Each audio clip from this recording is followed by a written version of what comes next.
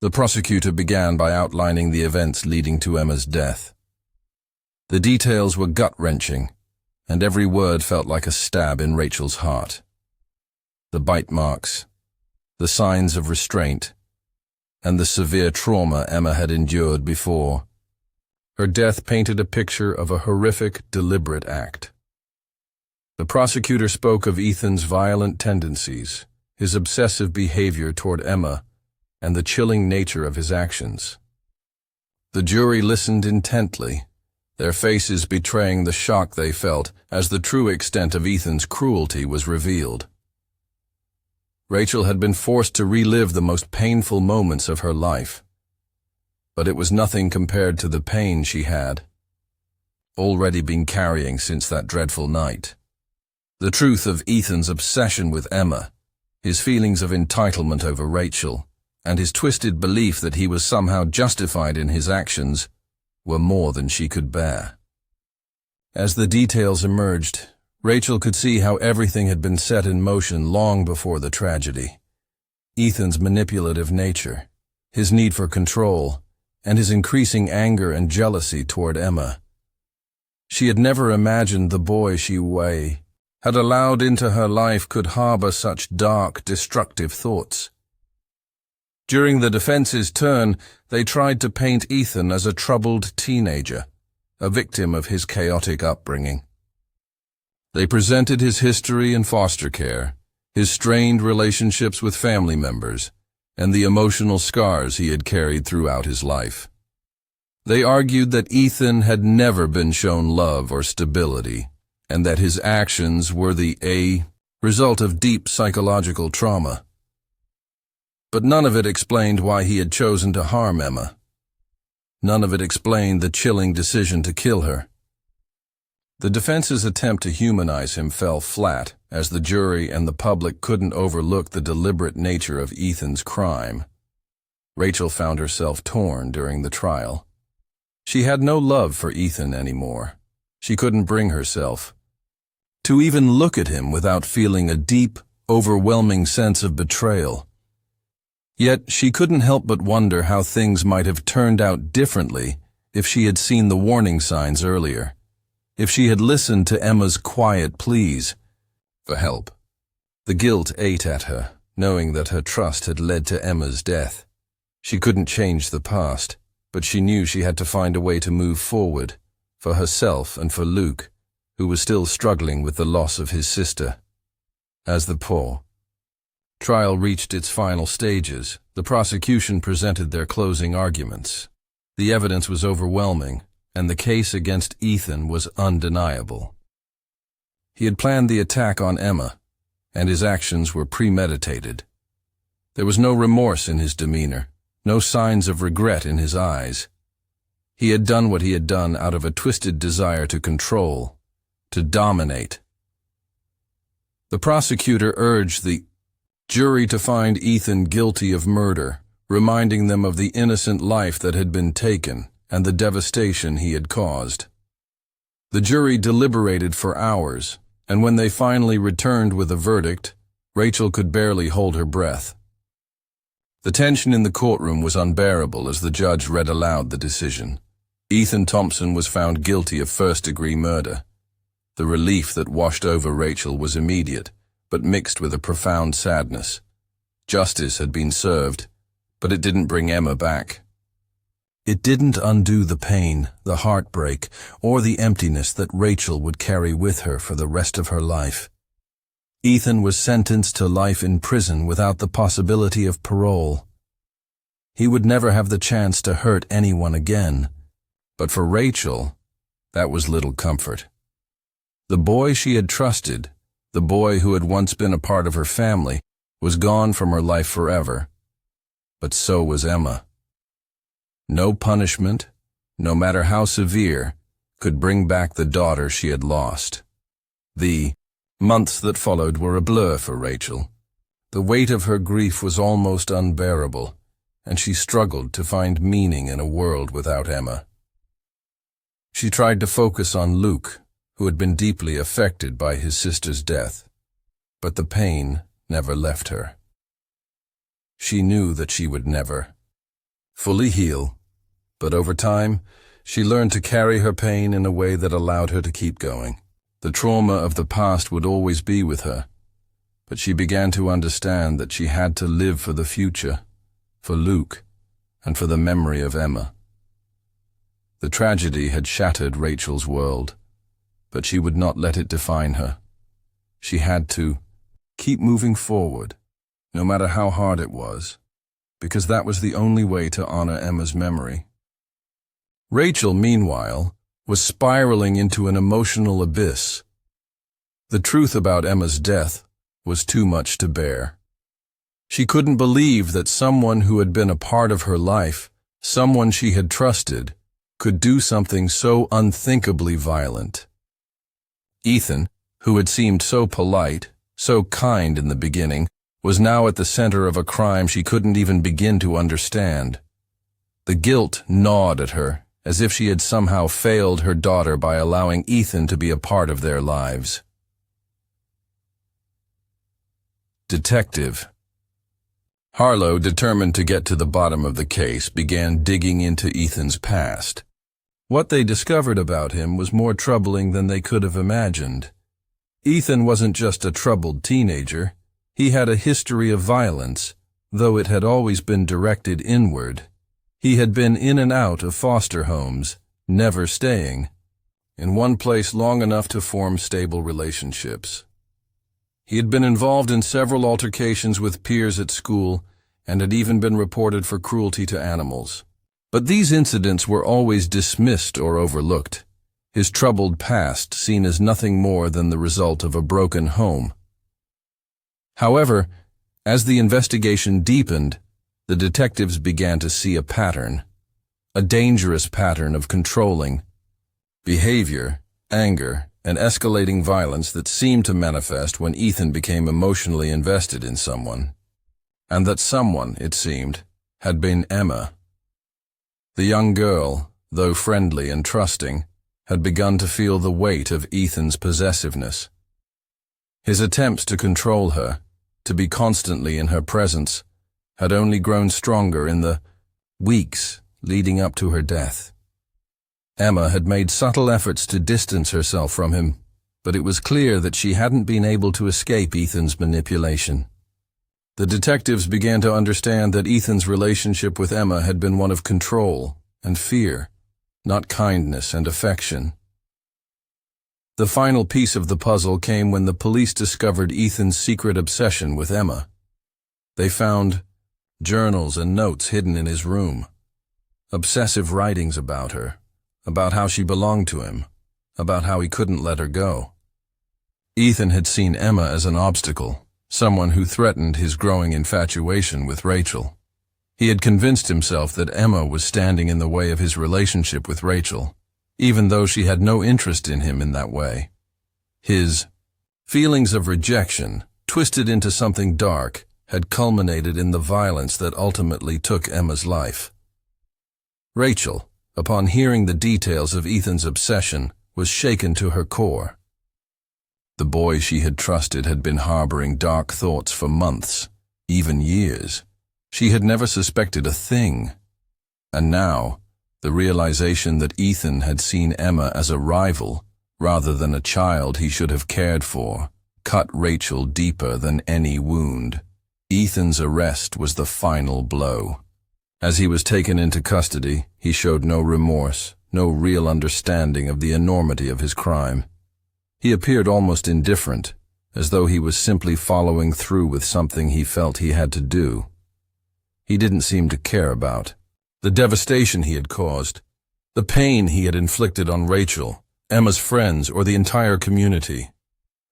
His coldness was chilling, and it was clear to the detectives that Ethan's sense of empathy had long since been buried by his growing mental instability. For Rachel, the trial and the aftermath of Emma's death would be something she would never fully recover from. The loss of her daughter, the betrayal by someone she had opened her home to, were wounds that time could never heal. The nightmare that began with the simple act of trusting the wrong person had spiraled into a tragedy. that no one in that quiet neighborhood would ever forget. Ethan's dark secrets had been exposed, but the damage he caused could never be undone. The courtroom was filled with a heavy tension as the trial of Ethan Thompson began.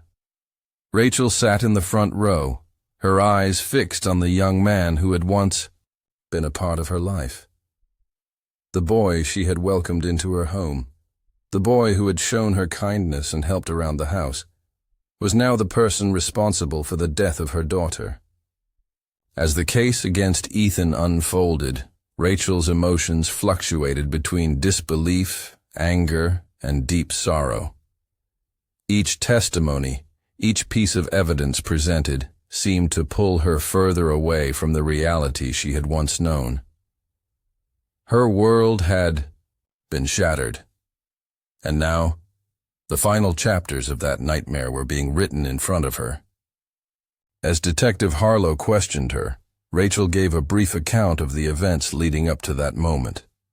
She explained how she had left for work earlier in the evening, leaving Ethan in charge of Emma and Luke. She spoke about how she'd felt, that something was off lately, that Emma had been acting strange around Ethan. Rachel told Detective Harlow about the unease she had sensed, but had brushed aside, convincing herself that it was just typical teenage rebellion. But now, sitting in the living room, it all seemed so much clearer. Too clear, in fact. Emma had been afraid of Ethan. Rachel had seen it, but she hadn't fully acknowledged it. She hadn't listened to her daughter's unspoken fears, hadn't connected the dots until it was far too late. Her guilt weighed heavily on her shoulders, making it harder to speak, to breathe. As Detective Harlow gently prodded for more information, Rachel found herself recalling little details, things she hadn't thought about before. Ethan had always been quiet, but he had a sharp intensity in his gaze, something that had always made Rachel uneasy, even though she never said it aloud. He had always been kind to her, but something about his interactions with Emma had never sat right. She now realized that his attempt to be overly protective of Emma, offering to help her with everything, from her schoolwork to her chores, had been a form of control, masked as concern. Emma had begun avoiding him more and more, retreating to her room, making excuses to stay away from him whenever she could. Detective Miller, who had been observing the scene from a distance, called Detective Harlow over. The evidence they were gathering told a far more chilling story than Rachel had first imagined. The bite marks on Emma's body were unlike anything they had ever seen before. Forensic experts confirmed that the wounds were not from an animal, but human in origin, deep, deliberate marks, as though someone had intentionally bitten Emma with great force. It was clear now that Emma's death had not been a simple accident or a moment of impulsive violence. It had been planned. With each passing moment, Rachel's horror deepened. The detectives informed her that Ethan's story didn't add up. He had claimed that Emma had been playing with the family dog and had gotten injured somehow, but the evidence said otherwise. The bite marks were too intentional, too specific. There were no signs of a struggle with an animal. Ethan's behavior was becoming more suspicious by the minute. His story was full of holes, contradictions that raised red flags for the investigators, but it was Ethan's reaction to the questioning that really alarmed them. When Detective Miller and Harlow had spoken to him, Ethan's demeanor was unnerving. He was calm, almost too calm, and his answers were vague, lacking the emotional response one might expect from someone who had just witnessed such a violent act. His lack of genuine emotion made the detectives suspect that he was hiding something far darker than anyone could have anticipated. As the investigation unfolded, the quiet neighborhood that had once been a sanctuary now felt like a place of dread.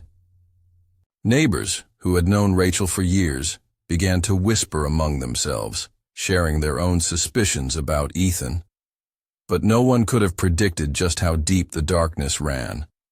Detective Miller and Harlow knew they were only scratching the surface of a much deeper and more terrifying story, one that would unravel in unexpected ways as the case continued to unfold. Days after Emma's tragic death, the investigation into her death took an unsettling turn. Detective Miller and Detective Harlow had been tirelessly working to uncover the truth, and what they uncovered shocked everyone involved. The initial autopsy report confirmed what the detectives had feared. The cause of Emma's death was not an accident, nor was it the result of a playful encounter with a dog. Emma had been brutally attacked, her small body suffering severe trauma before she died. The bite marks, while still the most shocking evidence, were only part of the horrific reality. She had been struck, possibly restrained, and assaulted in a way that left little room for doubt. Emma's death was no accident. The more they examined Ethan's behavior, the more suspicious he became. The boy had been oddly composed in the aftermath of Emma's death, almost as if he wasn't fully grasping the gravity of the situation.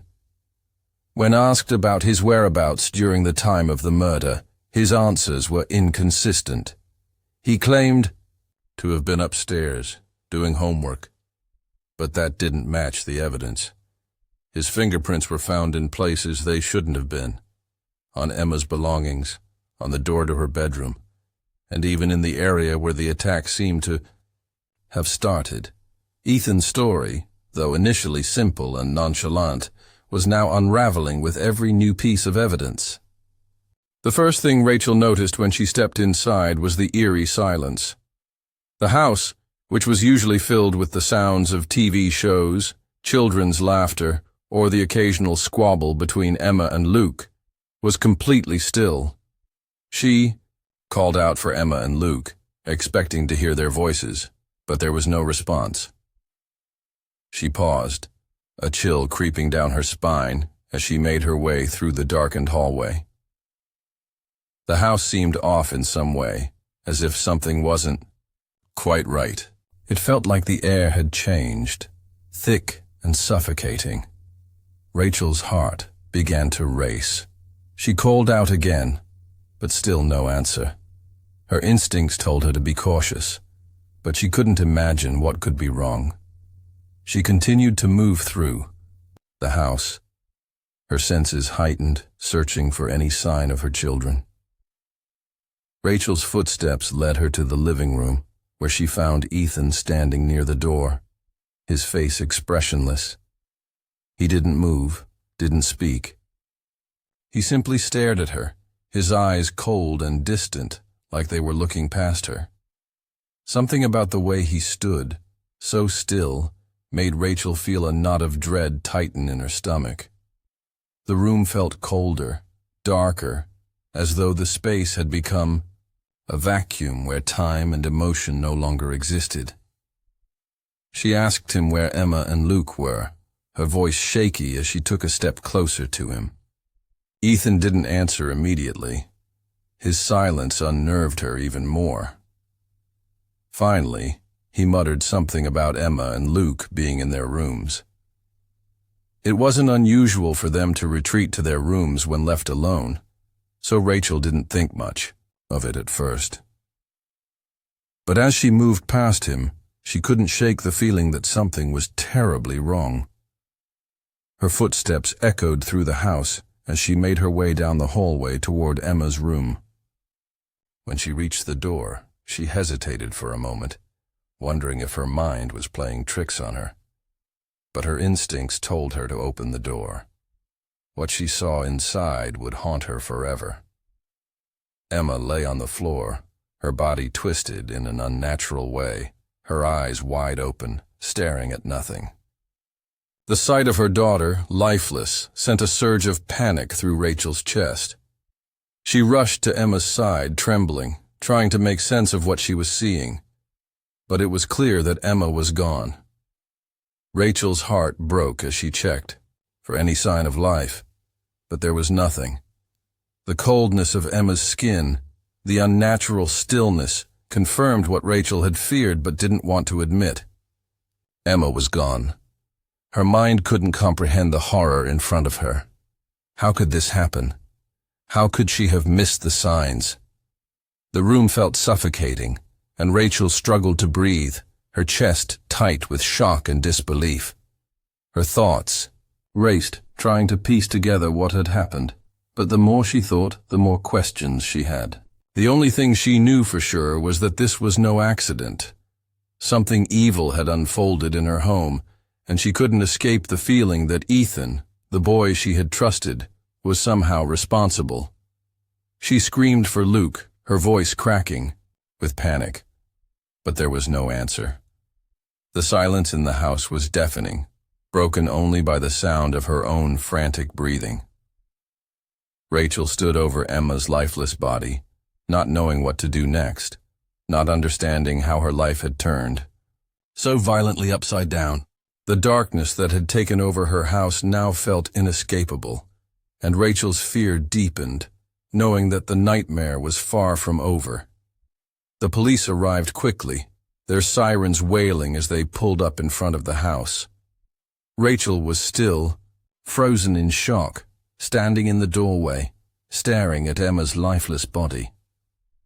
Detective Miller, a seasoned investigator with years of experience, was the first to approach her. He had seen his share of tragedies, but nothing could prepare him for what was unfolding inside the Johnson home.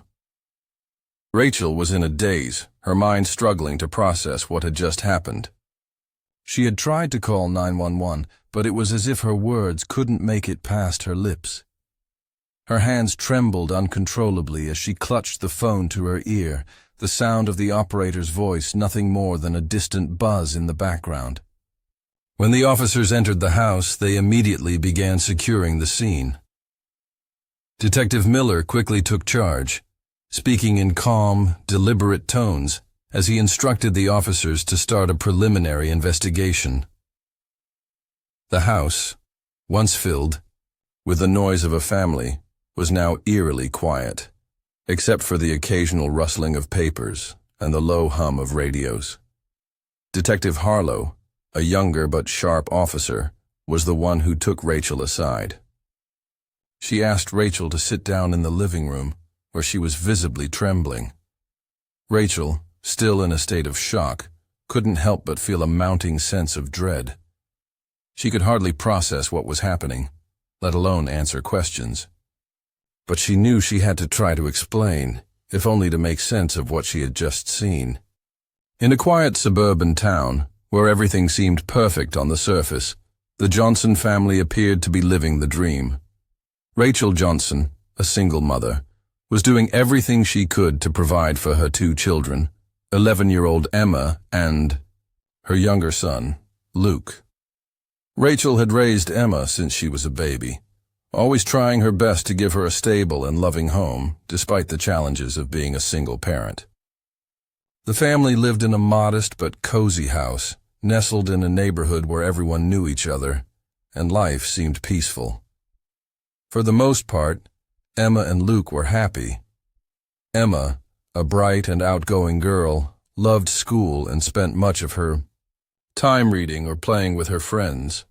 Luke, much younger at just 6 years old, was full of energy, always running around the house or playing video games. They had their little moments of mischief, but nothing out of the ordinary for a family like theirs. Rachel had been struggling with loneliness for some time, and after months of being on her own, she finally decided to start dating again. That's when she met Ethan, a 16-year-old boy who had recently moved into the neighborhood. Ethan's background was murky. He had been through a tough childhood, and his family situation was less than ideal. But Rachel saw something in him that she couldn't ignore. He was quiet and polite, with a kind smile that seemed to hide a deeper, more complex story. He'd often say how he admired Rachel's strength and her dedication to her children, which made her feel appreciated in ways she hadn't felt in a long time. At first, Ethan seemed harmless. He was respectful to Rachel, always helping around the house, and even took an interest in Emma and Luke. He would often offer to help with school projects or take Emma to the park, things that made Rachel feel like she wasn't just a single mom, but part of a team. He had a way of making her feel special, and for the first time in years, Rachel thought she might have found someone who could make her feel whole again. She wanted to believe that he was a good person, someone who could fit into her family. However, as time passed, Rachel started noticing subtle changes in Ethan's behavior. He became more withdrawn, spending long hours in his room and barely talking to anyone. Rachel tried to brush it off, telling herself it was just a phase. He was a teenager after all, dealing with his own struggles. But Emma, who had always been perceptive, started acting strangely around him. She would avoid him, retreating to her room whenever he came over, or whenever they were alone in the house. Emma's behavior was enough to catch Rachel's attention, but she dismissed it as typical adolescent rebellion. Emma was known to be independent and stubborn, traits Rachel admired in her daughter but also found difficult at times. Rachel believed that with time, Ethan would open up more and things would settle. She didn't want to be suspicious of someone who had shown her so much kindness in the beginning. But deep down, she couldn't shake the feeling that something wasn't right. She could see the way Emma looked at Ethan when she thought no one was watching, the unease in her eyes, the slight trembling when they were alone. Rachel tried to reassure her daughter that Ethan was a good person and that she had nothing to worry about, but Emma didn't seem convinced. Still, life went on. Ethan continued to be a part of their lives, and Rachel believed that everything was fine. Little did she know, the quiet neighborhood that had always felt safe would soon be the backdrop for a tragedy that would shatter her family forever. What started as a simple, trusting relationship would soon spiral into a nightmare, one that would expose the darkness lurking just beneath the surface of the person she had let into her home.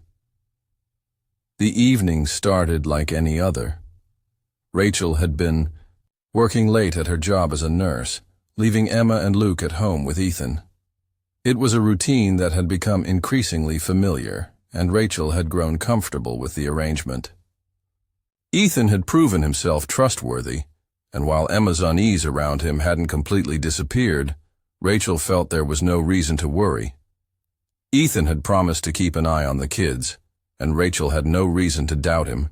As she drove home that evening, Rachel thought about the busy shift she'd just finished and the exhaustion she felt. All she wanted was to get home, relax for a bit, and check in on her kids before bed. She looked forward to hearing about their day, maybe sharing a moment of laughter over dinner. Little did she know that when she opened the door to her house, that night she would be walking into a scene that would change her life forever.